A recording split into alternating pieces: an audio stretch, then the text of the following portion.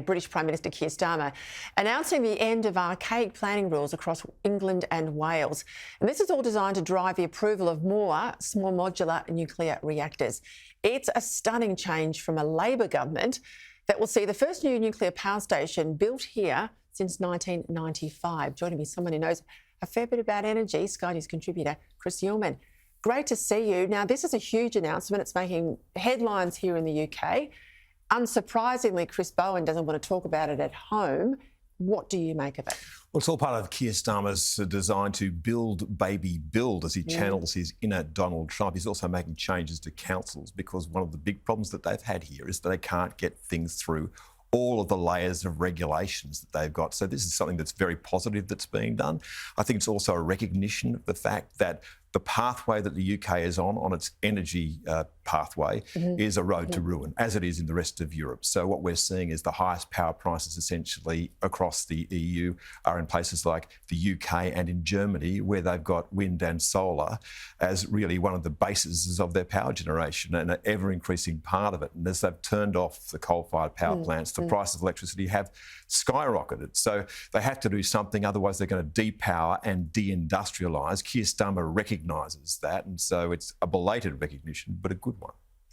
And just like it is in Australia, the Labor Party is further to the left than the old Labor Party. So for the fact that the modern version of a left-wing Labor Party can do this, there's no reason why we can't in Australia under Labor change course.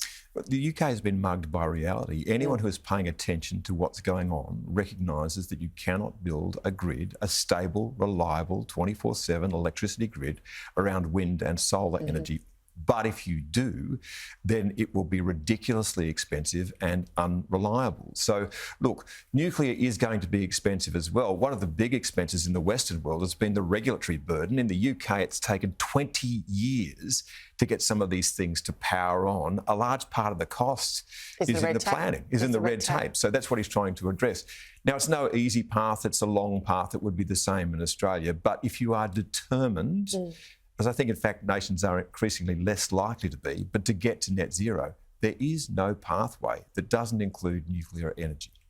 So that shock and awe sort of announcement that's happened here sits very much, I think, in a context, and that Vance speech, Vice President JD Vance speaking as he did to the Munich Security Council, really with a shot across Europe's bow and the United Kingdom's bow, saying you guys have got to change. The West is in decline, or you need to arrest the decline.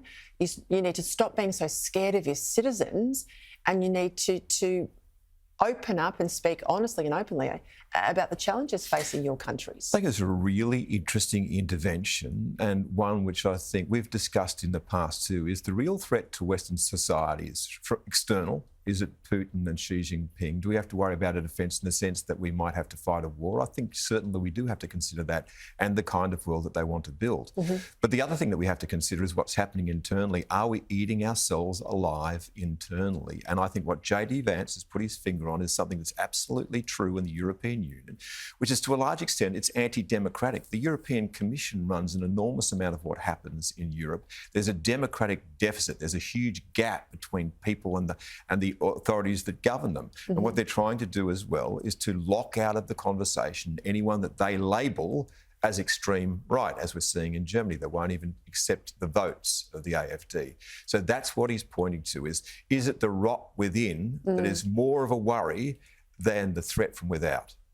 What did you make of the comments too, back to Keir Starmer? He wrote a piece for The Telegraph, the newspaper here in Britain, that says, this is in relation to Ukraine, helping to guarantee Ukraine's security is helping to guarantee the security of our country and our continent, revealing he'd be willing to put British troops on the ground if it came to that. That is a massive thing. Of course, he's talking about it if there is a peace deal to make sure that he can help to ensure that there is an enduring peace. Because I've been in Ukraine. I've spoken to President Zelensky. The fear is, of course, that what will happen is that Putin will pause, he'll rearm, and then he'll come again. So you need to put something in place that's durable. Starmer's willing to be part of that, putting British troops on the ground there, essentially as peacekeepers, and I'm guessing on the border. Which is not dissimilar to Berlin after the Second World War. I mean, Germany didn't hold the peace without there being a presence of allied troops on the ground too. Yeah, and the reason is then if they decide to come again, that they're going to have to kill some British troops to do it, and that brings Britain into the fray. Starmer's also, though, said that they need the United States. Now, he's going to Europe, he's going to say to the European leaders that Trump's right in saying they have to spend more on their own defence and to step up to that, but they also still do need the United States. So I thought it was a really interesting essay from him today. Obviously, he has some terrible problems at home. He's one of the least loved prime ministers that they have ever had. So the loveless election that he has now has fallen into a loveless marriage. But some of the stuff that he's done, I think, is interesting. What he's doing on councils, what he's doing on regulation, and certainly this intervention on Ukraine, I think, is a very interesting one. And the dear old Tories aren't helping themselves. They're nowhere to be seen, giving him a free pass. And, of course, we're seeing the rise of Nigel Farage. Indeed. Reform now, I think, is leading all three parties in the polls. So, you know, there's going to be a settlement on the right of politics here. And a lesson, I think, to the Conservatives, which is they had an enormous amount of time to do something and they were a disaster. It's a story an of absolute disaster. Conservative governments around the world. Chris, thank you. Look forward to your contribution at ARC.